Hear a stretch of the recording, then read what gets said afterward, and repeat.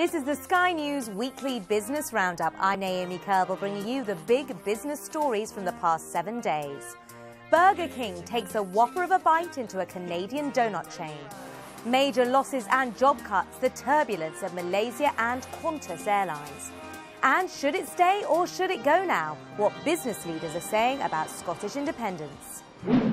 Burger King has confirmed it's buying Tim Hortons, the Canadian coffee and donut chain. It's a deal worth $12.5 billion. The merger will create the world's third largest food chain. Combined sales could be as much as $23 billion. The merged company will boast over 18,000 restaurants in 100 countries. The new parent company is to have its headquarters in Canada, which could help Burger King lower its taxes.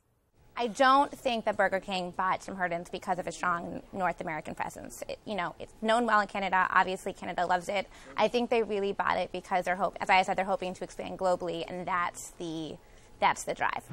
It's been a dire year for an already struggling Malaysia Airlines as customers desert the carrier following 2 separate disasters. Not only did it announce a net loss of $98 million this week, but it also said it would be cutting 6,000 staff. And it wasn't the only airline to announce losses. Australia's Qantas reported the worst results in its history and said 5,000 workers would have to go. We've gone past the lowest point for Malaysian, but in terms of profits, it's going to be a long, long haul to turn the airline round. Qantas has got big problems ahead, and I fear its CEO is a little bit overconfident in expecting the airline to be back to profits next year. Should Scotland be an independent country? Well, that's the question looming over the Scottish people, who have until September the 18th to decide. There have been weeks of debate, and Scottish business leaders joined the fray this week, with both big and small adding their voices.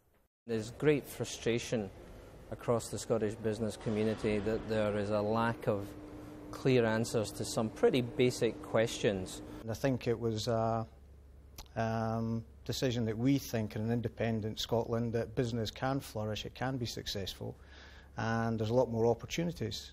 That's almost all we've got time for, but before I go, my favourite story of the week. Tom Cruise became the latest celebrity to do the Ice Bucket Challenge, the social media craze that swept the world and raised millions for charity.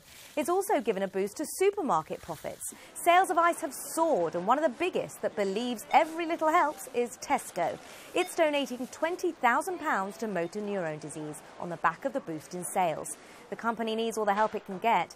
This week it issued another profits warning and said the new boss was being drafted in a month early.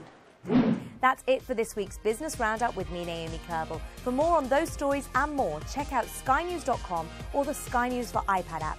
And do get in touch via Twitter. I'm at SkyNKTweets and the team is at Sky News Biz.